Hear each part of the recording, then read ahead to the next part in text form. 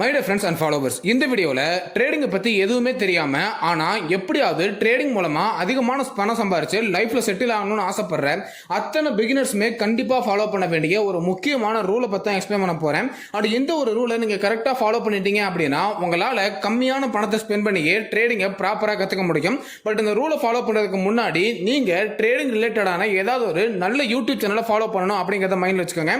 And அதுக்கு நீங்கள் நம்ம சேனலை ஃபாலோ பண்ணணும் அப்படின்னு நினச்சாலும் பண்ணலாம். நம்ம சேனல் ஆல்ரெடி அப்லோட் பண்ணிக்கக்கூடிய சில ஷார்ட்ஸ் வீடியோஸை ஒன் பை ஒன்னா பாருங்க. உங்களுக்கு இன்ட்ரெஸ்ட் இருந்துச்சு அப்படிங்கிற பட்சத்தில் நீங்க கண்டிப்பா சப்ஸ்கிரைப் பண்ணிக்கலாம்.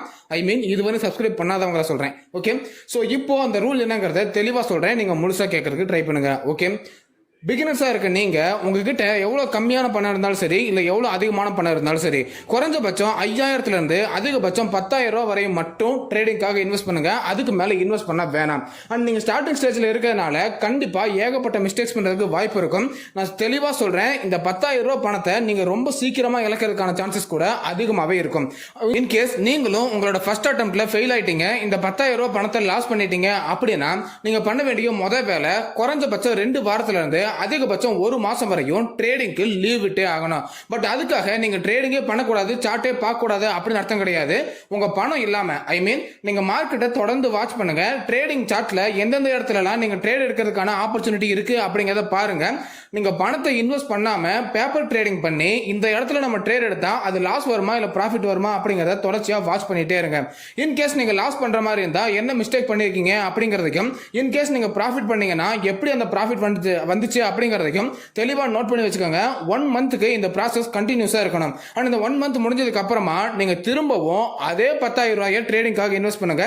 அண்ட் இந்த தடவை நீங்க லாஸ்ட் 1 மந்த்ல என்னெல்லாம் கத்துக்கிட்டீங்களோ அதை எல்லாத்தையும் யோசிச்சு தெளிவா கான்சியஸா ட்ரேட் பண்றதுக்கு ட்ரை பண்ணுங்க. அண்ட் இந்த தடவையுமே நீங்க லாஸ் பண்றதுக்கான வாய்ப்பு அப்படிங்கிறது 50-50 இருக்கிறதுக்கு சான்சஸ் இருக்கு. சோ நீங்க 50%ல லாஸ் பண்ணிட்டீங்க, ஐ மீன் 10,000 ரூபாயை லாஸ் பண்ணிட்டீங்க அப்படின்னா மறுபடியும் 1 மந்த் கேப் விட்டுருங்க. அண்ட் அடுத்த 1 மந்த்துமே நான் முதல்ல சொன்ன அதே ப்ராசஸ் ட்ரை பண்ணுங்க. அண்ட் இந்த 1 மந்த் முடிஞ்சதுக்கு அப்புறமா திரும்பவும் நீங்க அதே 10,000 ரூபாய் மட்டும் தான் ட்ரேடிங்காக இன்வெஸ்ட் பண்ணணும். அதுக்கு மேல போயிட வேணாம். அண்ட் இந்த தடவை உங்களுக்கு ஆல்ரெடி 2 மாசம் லேர்னிங் எக்ஸ்பீரியன்ஸும் அது கூடவே 2 தடவை உங்க பணத்தை மொத்தமா இழந்ததுக்கான அனுபவமும் வலியும் இருக்கிறதுனால நீங்க உங்களுக்கே தெரியாம கான்சியஸா ட்ரேட் பண்ண ஆரம்பிச்சிருவீங்க. அண்ட் இதனால உங்களோட ப்ராஃபிட் லெவல் அப்படிங்கிறது 70% வரை இன்க்ரீஸ் ஆகிறதுக்கு சான்சஸ் இருக்கும். சோ இந்த மாதிரி இந்த ஒரு ஸ்டேஜ் மட்டும் நீங்க அச்சீவ் பண்ணிட்டீங்க அப்படின்னா இதுக்கப்புறமா உங்களோட ப்ராஃபிட்டபிள் ட்ரேடிங் ஜர்னியை நீங்க சக்சஸ்ஃபுல்லா கொண்டு போயிட்டே இருக்கலாம். யாருனாலையும் எதுனாலையும் உங்களை ஸ்டாப் பண்ணவே முடியாது. அண்ட் இந்த ஒரு ரூல் தான் நான் ஸ்டார்டிங்லேயே சொன்ன எல்லா பிகினர்ஸும் கண்டிப்பா ஃபாலோ பண்ண வேண்டிய ஒரு முக்கியமான ரூல் அப்படிங்கிறது.